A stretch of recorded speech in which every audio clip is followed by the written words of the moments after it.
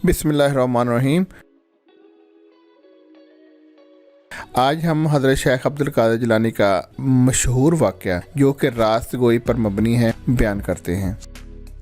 शेख मोहम्मद कादिर वानी बयान करते हैं, मैंने आपसे ये पूछा कि आपकी अज़मत व बुज़ुर्गी का दारोमदार किस बात पर है। आपने फरमाया रास्तगोई पर। मैंने कभी झूठ नहीं बोला, हत्ता कि जब मैं मकतब में पढ़ता था तब भी मैंने कभी झूठ नहीं बोला।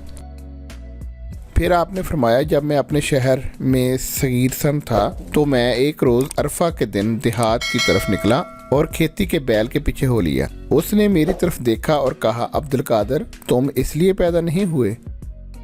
मैं घबराकर अपने घर लौट आया और अपने घर की छत पर चढ़ गया और लोगों को मैंने अरफात के मैदान में खड़े हुए देखा। फिर मैं अपनी वालिदा माजिदा के पास आया और मैंने उनसे अर्ज़ किया कि आप मुझे खुदा की राह में वक्फ कर दें और मुझे बगदाद जाने की इजाज़त दें कि मैं वहाँ जाकर इल्म हासिल करूँ। आपने मुझसे इसका सबब दरियाफ्त किया तो मैंने उन्हें यही वाक़या सुना दिया। आप चश्मे बुगिरियाँ हुई और 80 दिनार जो वालिद माजिद ने आपके पास छोड़े थे मेरे पास ले आईं। मैंने उनमें से 40 दिनार ले लिए और 40 दिनार अपने भाई के लिए छोड़ दिए। आपने मेरे 40 दिनार मेरी गदड़ी में सी दिए और मुझे बगदाद जाने की इजाज़त दी। आपने मुझे ख्वाह मैं किसी हाल में हूँ रास्तगोई की ताकीद की। मैं चला और आप बाहर तक मुझे रुखसत करने आई और फरमाया, ए फरजंद मैं महज लवजह अल्लाह के लिए तुम्हें अपने पास से जुदा करती हूँ और अब मुझे तुम्हारा मुँह क़यामत ही को देखना नसीब होगा। फिर मैं आपसे रुखसत होकर एक छोटे से काफ़िला के साथ जो बगदाद जाता था हो लिया। जब हम हमदान से गुजरकर एक ऐसे मैदान में पहुँचे जहाँ कीचड़ थी तो हम पर 60 सवार टूट पड़े और उन्होंने काफ़िला को लूट लिया और मुझसे किसी ने भी तारज़ ना किया। मगर थोड़ी दूर से एक शख्स मेरी तरफ लौटा, कहने लगा, क्यों तेरे पास भी कुछ है? मैंने कहा, हाँ मेरे पास 40 दिनार हैं। उसने कहा, फिर वो कहाँ हैं? मैंने कहा, मेरी गदड़ी में मेरे बगल के नीचे सिले हुए हैं। उसने जाना मैं इसके साथ हंसी कर रहा हूँ, इसलिए वो मुझे छोड़कर चला गया।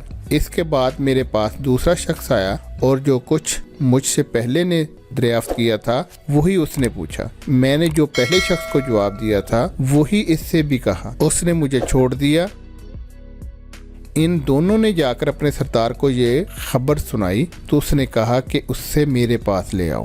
वो आकर मुझे इसके पास ले गए। इस वक्त ये लोग एक टीले पर बैठे हुए काफिला का माल आपस में तकसीम कर रहे थे। इनके सरदार ने मुझे पूछा, क्यों तेरे पास क्या है? मैंने कहा, 40 दिनार। उसने कहा कि वो कहाँ हैं? मैंने कहा, मेरे बगल के नीचे गदरी में सिले हुए हैं।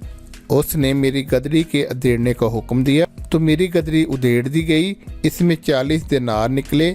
उसने मुझसे पूछा कि तुम्हें इसका अकरार करने में किस चीज़ ने मजबूर किया? मैंने कहा, मेरी वालिदा माजिदा ने मुझे रास्तगोई की ताकीद की है, मैं उनसे अहद शिकनी नहीं कर सकता।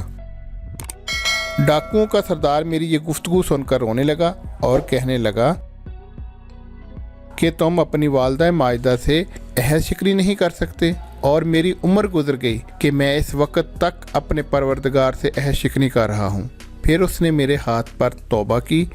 फिर इसके सब हमराही इससे कहने लगे कि तू लूट मार में हम सब का सरदार था, अब तू तौबा करने में भी हमारा सरदार है। इन सब ने मेरे हाथ पर तौबा की और सब ने काफिला का सारा माल वापस कर दिया। ये पहला वाक़या था कि लोगों ने मेरे हाथ पर तौबा की।